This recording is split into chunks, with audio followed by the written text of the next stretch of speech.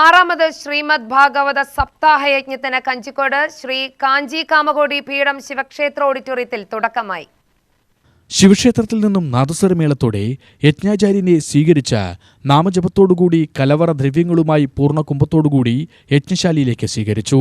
തുടർന്ന് അകത്തേത്തറ ശിവാനന്ദാശ്രമം മഠാധിപതി സംപൂജ്യസ്വാമി സ്വരൂപാനന്ദ സരസ്വതി ഭദ്രദീപം തെളിയിച്ച് ഉദ്ഘാടനം നിർവഹിച്ചു.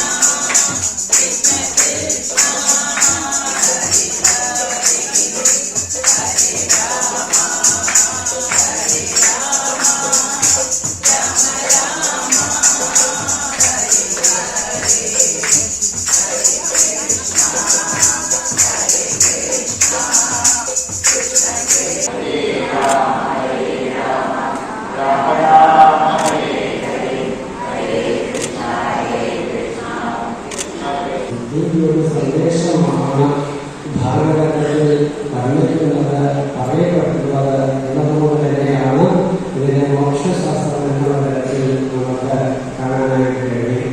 അങ്ങനെ ഈ കാര്യത്തെ മനസ്സിലാക്കി കഴിഞ്ഞാൽ നമുക്ക് എന്താണ് ചെയ്യാനുള്ളത്? ഇത്തരത്തിലുള്ള ശ്രമത്തിലുള്ള അവസരങ്ങൾ കിട്ടിക്കഴിഞ്ഞാൽ ആ കേരള സമൂഹത്തിൽ കാര്യങ്ങൾ വേണ്ടതരം ബോധിക്കാനും.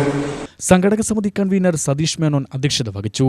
യജ്ഞാചാര്യ ഭാഗവതരത്നം രജനി ഉണ്ണികൃഷ്ണ വാര്യർ, യജ്ഞഹോതാവ് ബ്രഹ്മശ്രീ പരമേശ്വരൻ നമ്പൂതിരി, ശിവക്ഷേത്ര ട്രസ്റ്റി ഷഡഗോപാലൻ മാഷ്, ISKCON Kanjikode Murari, Gaurangadas, Victoria college principal Shobharani എന്നിവർ പ്രസംഗിച്ചു. സപ്താഹ കമ്മിറ്റി പ്രസിഡന്റ് വിശ്വനാഥൻ നായർ സ്വാഗതവും സഹയജ്ഞാചാര്യ ലളിതാ കൃഷ്ണവാര്യർ നന്ദിയും പറഞ്ഞു. മെയ് 12 മുതൽ 19 വരെ ദിവസവും രാവിലെ 6:30 മുതൽ വൈകുന്നേരം 6:30 വരെയാണ് സപ്താഹയജ്ഞം നടക്കുന്നത്.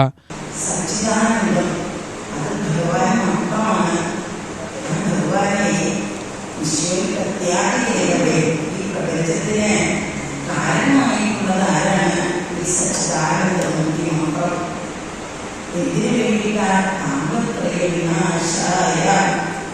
മൂന്ന് തരത്തിലുള്ള നാമത്തിനെയും വ്യായാമം ചെയ്യാൻ